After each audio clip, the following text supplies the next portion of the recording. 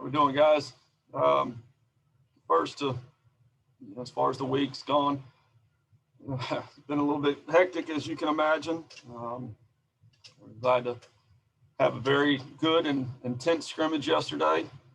We're trying to keep them in game shape. We're going to get after it again today. We'll travel up to Vautech and have a light workout up there, get kind of a feel for their turf and surroundings, and be ready to play a very, very good Virginia Tech team. Questions? I have one. Health-wise, I guess, battling the virus, how do you feel you guys are going up into Blacksburg and this week? Yeah, we're okay. We just to tell you what happened is we had 3 inconclusives come back, which they're invalid, inconclusive, whatever. So I called Billy Mold down there at USF, and I said, this is what we got. This is the day of the game, and I don't know what to tell you. They're trying to rush them through because they retested them and trying to rush it through, but the earliest they can get them back is around 1 o'clock. And he's like, I don't know what to tell you. And he said, look, I can't afford to spend $2,000-$3,000, put my guys on a bus, get up there, and possibly have to turn around and go home. So we're trying to reschedule it. But again, they all came back negative, so we're fine. Yeah, Mead, are there any lineup change and the rotation changes we should expect this week against Virginia Tech? Well, we're still the rotation staying the same. The lineup we may tinker with a bit. Logan is back, but it's not 100%. There's certain things he can't do. Nelly's going to be a game time decision. He is progressing, so we'll just see what we got and what we feel like. They're throwing left-handers the first 2 games. They've got I think they got 4 left-handers, possibly 5 in their lineup. So again, we're not going to make wholesale changes, but Ryan Romano is a guy that's in the mix that we haven't discussed a whole lot. He about a month ago, maybe even 5 weeks ago, broke his nose, got hit by a ball, broke his nose, and had to have surgery and had some complications from that. So he's finally back cleared, and he played well yesterday. And so there's another infielder that can run, and he was in the mix early on, and then, like I said, got hurt. So he may be in there. We'll go to Lane. You only had the one true road trip last year. Did you have any takeaways from that and how you want to handle your team on the road and kind of what you're looking for from your team heading to another team's ballpark? Yeah, well, we had the Florida trip and then, of course, Duke. And that's what we're going to go over today with our young men. Is I've talked to quite a few coaches that have been there, and they let a lot of students in, and they're pretty rowdy. And they know they've got a really good team, and Florida is not, their crowd isn't one that's really, rowdy and gets on the other team, and Duke doesn't, have those type of fans either. So this will be the first time in which, guys are going to have that thick skin and keep their mouth shut and do the job. Go to Kurt. I know, obviously, you were hoping to get Carson right back out there in a game. I think he was in line to start 2 Tuesdays in a row. You weren't able to play. I mean, now it's been almost 2 weeks since he's thrown in a game. I guess, do you try and get him back out there this weekend, or is the idea still holding him for another Tuesday start next week? We threw him yesterday in that scrimmage that was as much game-like as you can imagine. I told him, I said, man, this travel roster's wide open, and we're going to find some guys that do things that we're not doing well right now. And we created a pretty good environment. And, he started yesterday. So, whether we'll use him this weekend, it would be for a short stint.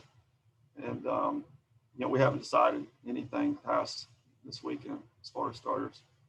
Go to Corey Clark. Yeah, I mean, if Matt can't go, who's your backup catcher? And also, what are the odds? Do you think it's 100% or close to it that you can get these midweek games made up at some point in the season? Well, Colton Benson is our backup catcher.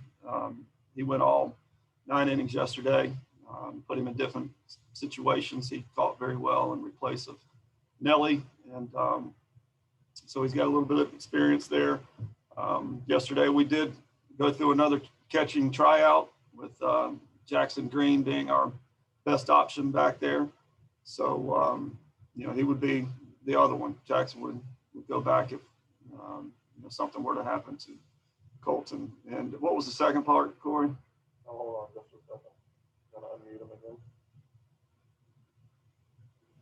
Just about the midweek games, like what are the odds that you would get to make up the USF game, and if other things happen along the course of the season to make them up? Well, we left that whole month open in May, in the midweeks, just for situations like that to make up ball games. And,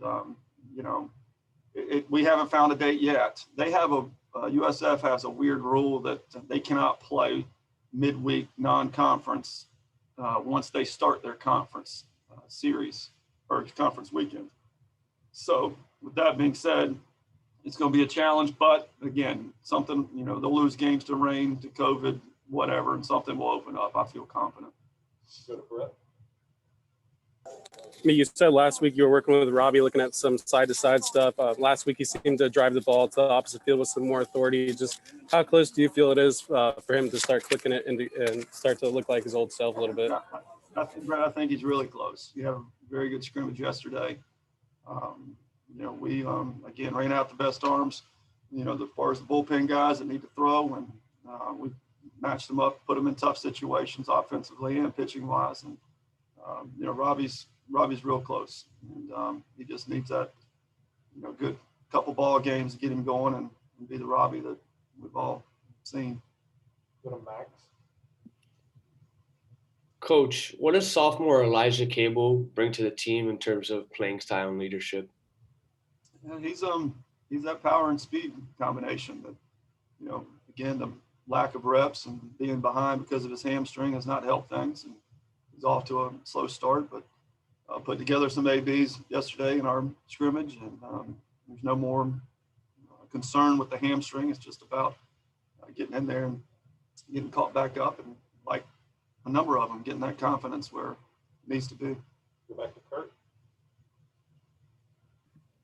A year ago now, I guess, was kind of the shutdown, and when that happened, I think it was a year ago Friday. I guess just it was a pretty surreal experience. I know the Wednesday night when y'all were playing and everything kind of went down with the NBA and all that. We had to kind of talk you through a lot of it afterwards. Just the days leading up to it that night and the next day. Just walk me through what that was like for you, for the team. Yeah, it was almost like, okay, we don't know about this weekend, and then it became we don't know about 2 days from now, and then it became boom, that's it.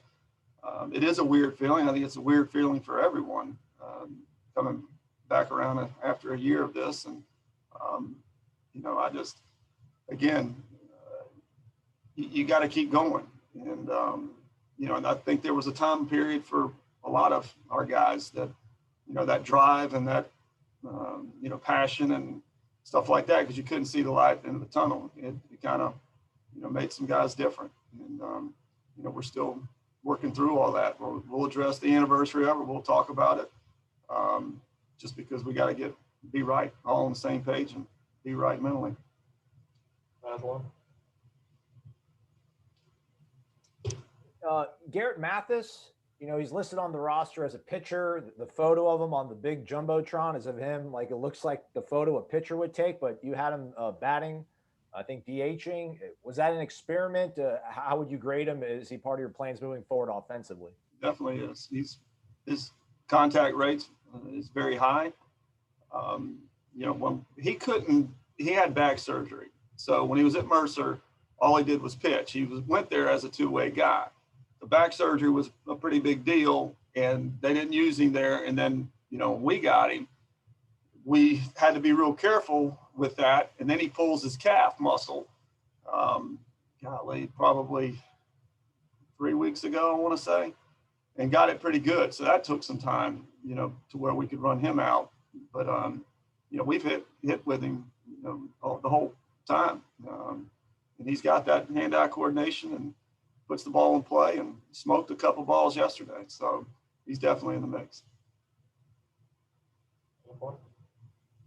Yeah, Meat. Your team is hitting 214 during after 9 games of the season. Just what more do you need to see from your offense, especially going into a weekend road series against a team like this? More than 214. I promise you that.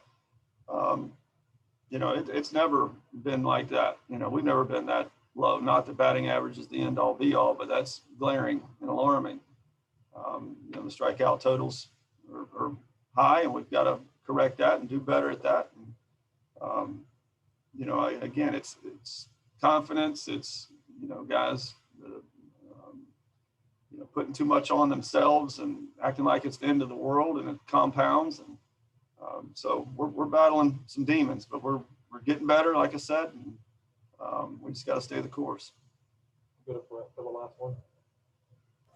The numbers aren't there for Vince yet, but it seems like he's putting together some at-bats, long at-bats, putting the ball in play and walking. Just how excited are you about him long-term, and do you feel like he's about to break out? Yeah, you kind of cut out, Brett. Who was it that you were? Vince Smith. Oh, yeah. Vinny will put together some ABs now. He's a tough nut that, again, he's a true freshman that is going to be a really good player. He can play different spots. He's got a bunch more. He's got to, focus down. That you can go up in the zone right now and get him. He's got to learn to leave that alone. We're working at it, but, the future is definitely bright for him. Thanks, Thanks, everybody.